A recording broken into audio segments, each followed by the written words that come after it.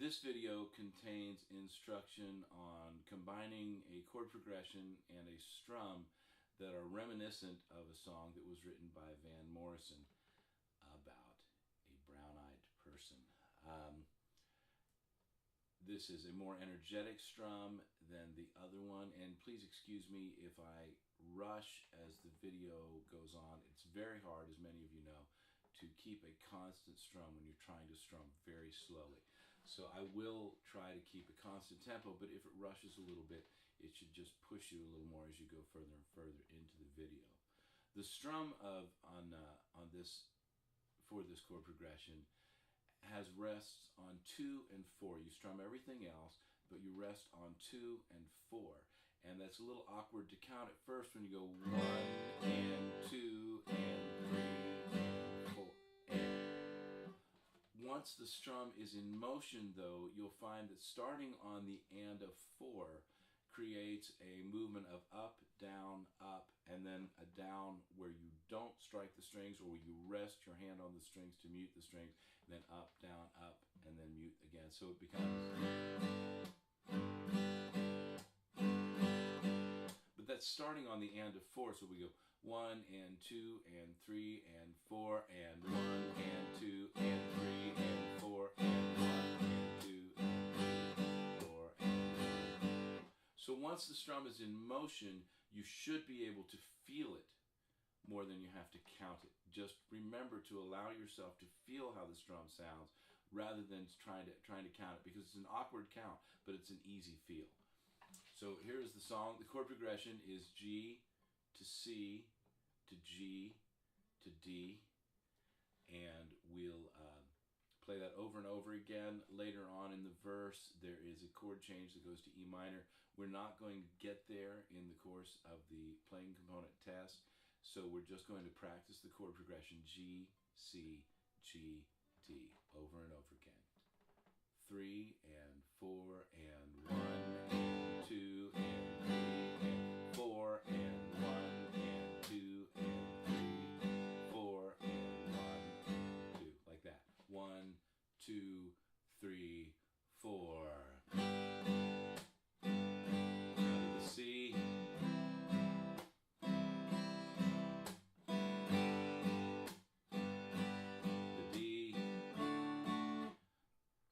Do this part over again.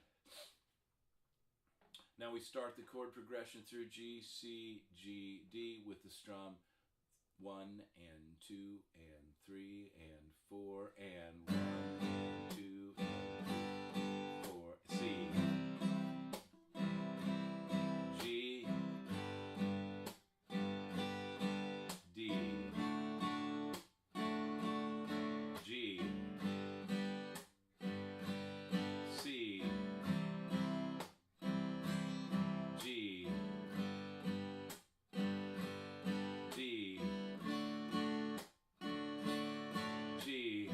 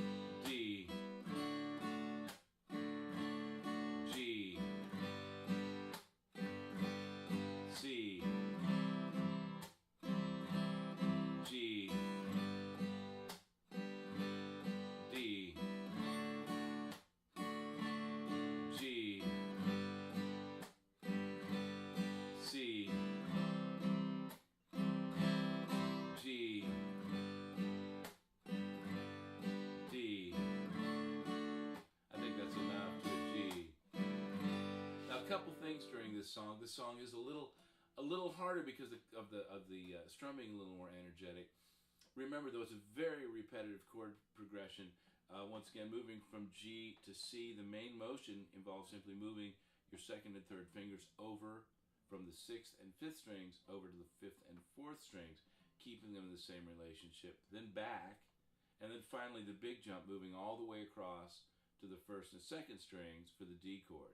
So it's G, C, G, D. And if you're having trouble getting the chord progression down, you can't play the strum yet. So if you need practice on the chord progression first, practice this move, just the second and third fingers moving from the G position to the C position, back to the G position, and then all the way across to the first and second strings for the D position. That's going to help you a little bit. If you get these fingers moving and just practice that motion and develop the muscle memory, then playing the actual chords becomes simply putting one more finger down for each of those chords, and it becomes fairly easy to get that chord progression down. But get these two fingers down first as your anchor fingers so that you know what your hand knows where it's supposed to be. Another thing you may have noticed later on as I was strumming, I started lifting my hands completely on the and of four. There's a strum on the and of four. I lifted my hands completely off the neck, which is to simulate that you have a half beat in which to make the chord change. Actually, a full beat, because you don't hit the strings on four, and then you have the and, which you can strum open. So if you want to practice nice and slowly, 1 and 2 and 3 and 4 and 1 and 2 and 3 and 4 and 1. So you can do an upstrum using just open strings while you're getting your fingers down. Don't put your fingers down on the strings until after you do that upstrum, though. And don't try to alter the beat. Don't slow down the beat or try to get a pause in between the and of four and the down strum. The rhythm has to stay consistent. But if you have your hands poised above the chord after you do that upstrum, it's very easy to get them down in place. And that's probably one of the most important things you're going to have to do to get the song to sound really good. That's it.